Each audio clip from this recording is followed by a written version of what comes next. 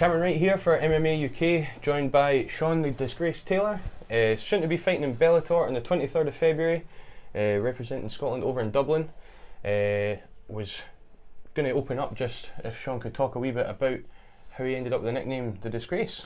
Yeah, so my long-term coach from years back, who sadly passed away last year, didn't like conventional nicknames, didn't like being nice to us, so we went with The Disgrace. And I also had a slight habit of starting fights where I shouldn't have, such as at the end of shows, and caused a riot at one just because I'm a cheeky prick. But the way it is, so I don't mind it. Like, it's just kind of stuck with me, unfortunately.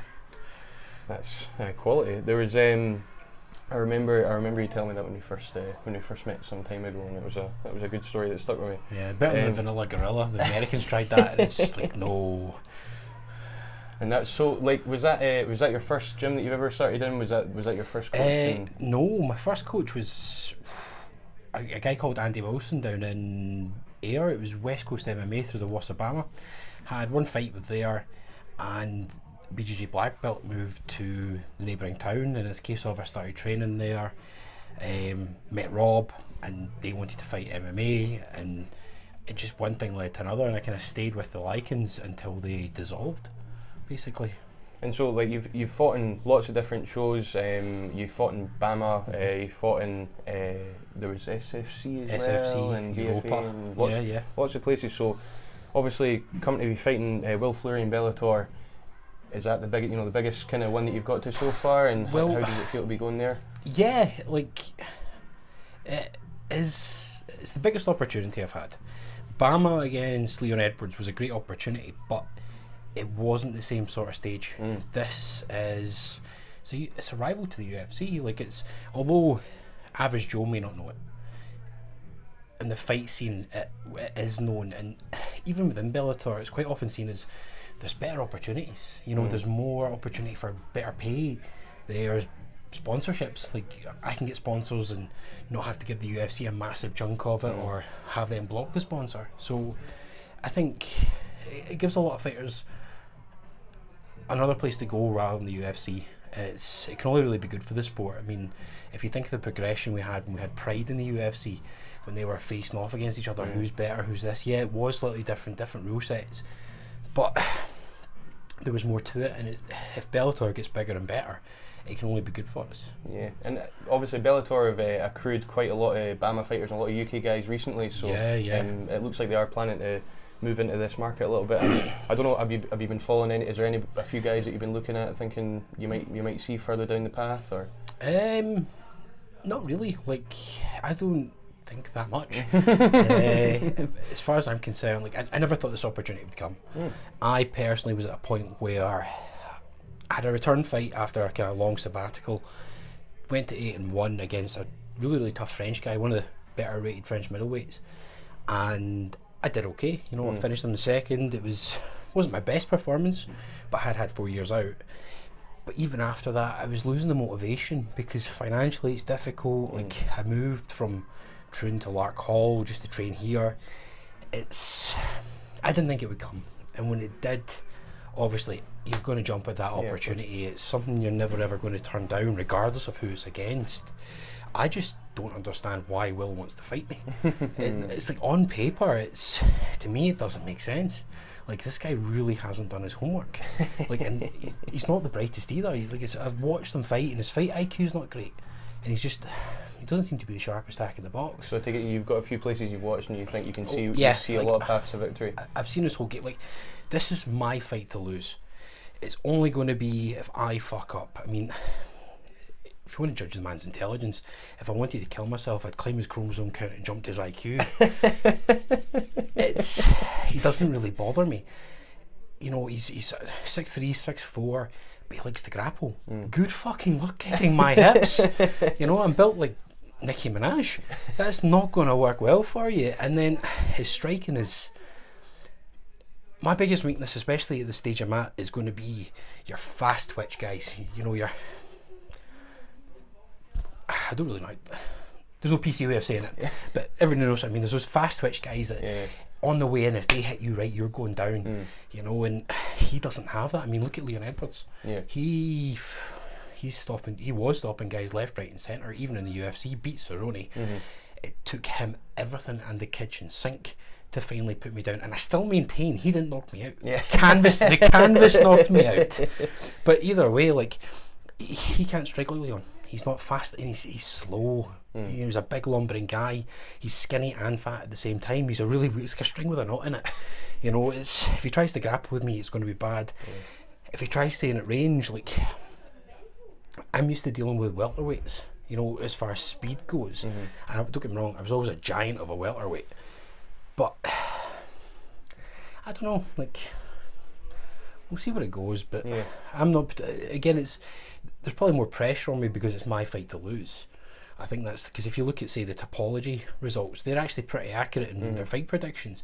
And I think at the moment it's sitting at 84% are backing me on it, which, great, brilliant. But I think it just shows the confidence. And I think as well the team's overstretching. You know, Coach Kavanagh, like, as good as he's done, he's not going to be able to corner everybody effectively in that night. He's not going to be able to warm them up. He's not going to have that kind of one-to-one time you get coaches like James have with his guys, where he's with you for hours beforehand. They mentally prep you and build you, and then, you know, they know you inside out, which I can't see happening for him. For me, he's just a feed. He's a feeder. Like, as soon as I finish with him, that's me 9-1. You know, I'll fight for Bellator again. It's, you know, there's great opportunities for me, and I'm happy to take it. Is that something they discussed, or they kind of said that if things go right, you know, no comment. No comment. And obviously you mentioned Doolin there, so we're actually in Higher Levels HQ, new facility. I take it that's been a bit more pleasant than training in the wee sweaty shed we used to be in. I like that little sweaty shed. It's, you know, I think with a lot of gyms, at least initially, you know, some of the best characters and fighters come out of these small gyms. But James, he was just fighters who wanted to go somewhere were drawn to him like a magnet. It's his attention to detail, it's what he does, and on top of that, all the good training partners are here, because everybody who's good at MMA in Scotland trains here, with the exception being, you know, you've got guys up in Aberdeen that just can't make it down. But even at that, they come down here and they do camps here. You know, Paul McBain's come down, train with the Ninjas. You've got, who's the big light heavyweight from Aberdeen? No, Montrose. Jamie McDonald? No. Big light heavyweight lad. He was down here the other day. Like, obviously I'm diet's kicking in the weight cut, but if you want to train with the best calibre in Scotland, you're here. And it's like, I was travelling from Troon to here every training session. You know, the guys are coming from a ridiculous distance away. Like, I think at one point I was clocking 150 miles a day just driving. It's a lot of trekking. You know, I was taking a wee talented guy from Paisley, Sean Clancy. He's going to be one to watch. He's built like Ivan Drago, but he's going to be really, really good. You know, I was picking up other fighters on the way there, and, you know, just trying to manage things. But is that a good inspiration for you, having someone like Sean, just kind of bringing him in here, just seeing pain in the ass? It's a pleasure to be with him, because throughout my career, a lot of guys have helped me, like Rob McCrum. If it wasn't for him, I wouldn't have my career. Anybody who's given me a lift home when I've been broke, anyone who's, you know, just helped me out here, there and everywhere, I can't not repay that. You know, and I have arguments with his dad. He's like, let me pay you. I'm like, get fucked. I don't want petrol money. Like, you know, it is expensive. You know, it's difficult, but I owe it to karma, I guess. Really. And you mentioned the weight cut there a wee bit, but obviously you were saying you have been known to push that weight cut a little bit hard in times past, and so are things a wee bit different now that it's a big, you know, stepping up or stuff? Yes, that's part of the move to middleweight. So after 4 years out, middleweight, because I got fat. Like, I purred when I was breathing. At one point I was sweating butter. I was a fat mess. I was just demotivated, and I'm just, my genetics, we just hold weight. You know, it's always a struggle for me to lose it in general until I get into the swing of things. But for my height and build, welterweight doesn't make sense. You know, I would weigh in for welterweight 77 kilos. By the time fight time's around, I'm plus 90. You know, I was bigger than some of the middleweights on the same shows as me, and that affected me. It affected my cardio. And the one time I did diet all the way down, which was Leon Edwards, you know, my chin just wasn't there, and I can eat a shot. Like, you can hit me with a hammer and it's not going to affect me, you know. And I kind of need that, because there's the same kind of height difference between welterweight, middleweight and light heavy. They're all 6'2", 6 foot plus. So I need to be able to shut down that distance and apply my game plan, but still be able to take the shots, which are going to happen. I'm going to get hit. It's just being able to have that resistance to them. And the weight cut, although it did win me fights early in my career, it won me fights because it was shock and awe tactics. Guys would see me and go, oh, what the fuck? And then I'd be incredibly strong for a round. But like, there was one occasion on Vision, I fought Esteban Mendoza. I did a big cut. I walked into the sauna 85 kilos. And that was after doing 2 kilos in the sauna car. With a sweatsuit on, so, you know, car heat right up, and he was tiny. We thought he was huge. Like, it was just a very, very small ring in the videos that he kind of came up on. But I had to be carried out that cage. Like, I struggled to walk. So it would affect my performance just too much.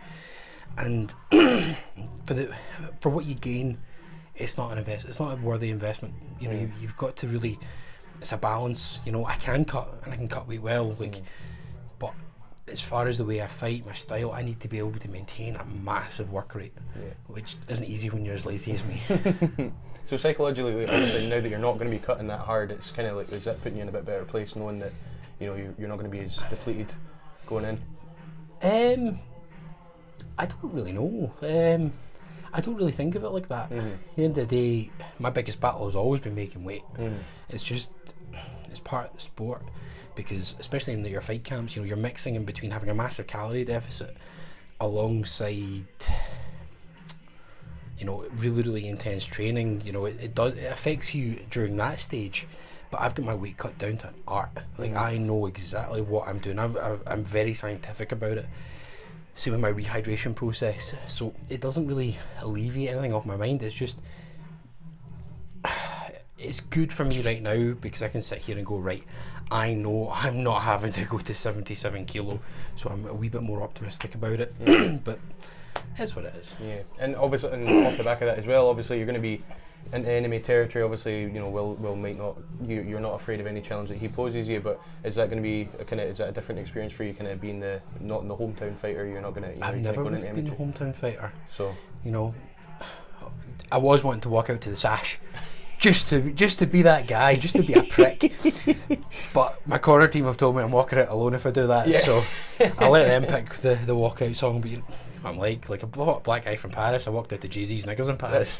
Half the crowd got it, half the crowd didn't. So any opportunity to be a troll. But I think the Irish fans are quite good.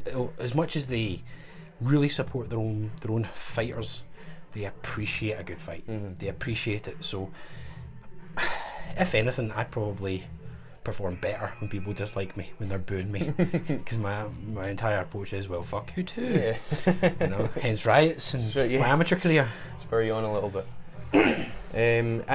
So fighting in Ireland, that was something as well. I don't know if so Safe MMA, the protocol they have over there, I don't know, is this your first time having to undergo anything of that nature? And no, so my first interaction with Safe MMA, I believe, was through Europa MMA, where all they required was a blood test, whereas now I'm having to pay for brain scans and stuff. I'm actually booked in the next couple of days to get it done, and it's a massive expenditure. It's up to $1,000, you know, £1,000. That's a big chunk of my purse.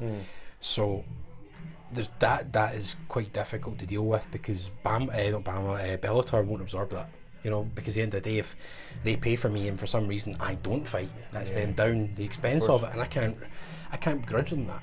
So getting that done, it is good for this. It can only be good for the sport, but it's. I don't know. It's very, very difficult. But then again, we are at the pinnacle of the sport, and the amount of money they're paying me to fight is ludicrous. It really is. Like, even if I don't win, I'm still making more money in this than I have in the rest of my fights in my career combined. Wow. Which obviously isn't an issue because it's a win there. But it's, I'm self-employed. I'm a self-employed fighter. As a fighter, you're responsible for yourself. You're responsible for you as a business. So it's something I need to do. I'll bitch and moan about it. If I can get something for free, I will. I'm a bit of a pikey, but yeah. Well, and so do you think that's something that should kind of maybe get brought in across the board, or obviously we don't actually have even a regulatory authority in the UK at all at the moment, and there's always potential for we've seen some bad shows and things like that recently, and so do you think that's something that needs to kind of be brought in, or no, not at all? No, I don't think it's feasible. We can say this will be a great thing, but you can't ask, as talented as our amateur guys are out there, you can't ask them to pay for that. They don't have that kind of finances. We don't make enough off of it to do it, and it's not necessarily the show's being greedy by not paying us enough. It's they don't make enough off of it. It's something in the UK in general. We need to generate more support, and that's what Conor McGregor's done for it. It's made it way more popular. But it's with the size of the sport and the way it is, it's not going to happen. I think we kind of self-regulate in many ways. Like, do you remember the hoo-ha when Mike Purcell was fighting? He was about 50, right, and he just got starched. He was fighting professional. He was almost as bad as Nathan. In fact, he was worse than Nathan Thompson. Like, it was just like, see that way you'd be like, no, he is not. You thought he was like the old ring doctor. Like, he was going in there and he was getting split in half, and the guys that employed him, or the guys that brought him into the fight, were slowly just ostracised in the community. So there is a kind of standard there, but that kind of regulation, you can't do it, because I remember guys in Scotland have tried to do it, but they've done it to line their own pockets. Like Davy Galbraith, that absolute pirate, he's just pork chop. Like he tried to get on a governing board at one point, and you're talking about a guy who's just like, he's just thick as fuck. Like you can hear the cogs turning in his head. It's just he might actually be denser than Will Fluery, but it's just that something that at this stage cannot be done. If it is, it can be good, but I think it's only going to harm the sport. At least at this stage, fighter safety is great, but you need to go private. And who has that kind of cash lying about? I had to get a credit card, to pay it. I've just actually had a sponsor offer to pay it for me. That's awesome. So that's great for me, but that's me knowing somebody that's willing to do that. You're not going to get that kind of junior pros, even higher level pros, excuse the pun, are going to struggle to get somebody to pay that for them. So unless somebody's willing to do it for free, which I doubt, it's not going to happen. And if you try to implement that on people, you're just going to kill the sport. Well, and obviously, so it's good though, at least that Bellator have brought a wee bit more money into your pockets, but other fighters in the UK scene, and hopefully we'll see it grow, I suppose, from that. And I mean, I was going to say, if you would like to shout out any of your sponsors just now, if there's it, or are you still looking for sponsors just now? Or I'm always looking for sponsors. I'm always looking to line my pockets and penny pinch. But Charlie McCallum up at Darwin Creation and the TARDIS CBD company, they're sponsoring me. He's the one that's offered to help me out with my expenses for the scans and stuff. I've recently got a whole bunch of CBDs from a lovely lady called Ruth in Lanark. Okay. She runs the CBD Active. Great stuff. I'm waiting until close to my fight to I've kept a training diary and how I've been taking the supplements, how it's affected me, until I release that. Who else? Better Bodies in Glasgow have been giving me my supplements. They've been looking after me, they've been great with me. But same thing, I don't really look for sponsors. At the end of the day, it's if they want to sponsor me to help push their brand, great, let them come to me. I'm not going to go begging for it. Cool. And Obviously, I'll give you one last chance to say anything to Will Fluery. I think you've kind of run him through the ringer a wee bit so far already, but get a better beard, you prick. quality. So obviously, I hope everybody will tune in on the 23rd to watch Shaun. Hopefully, I feel like hopefully is actually too kind a word actually to Will, but probably smash the face off Will Fluery. Butcher him. But yeah, so everybody tune in and wish him good luck. Cheers, guys.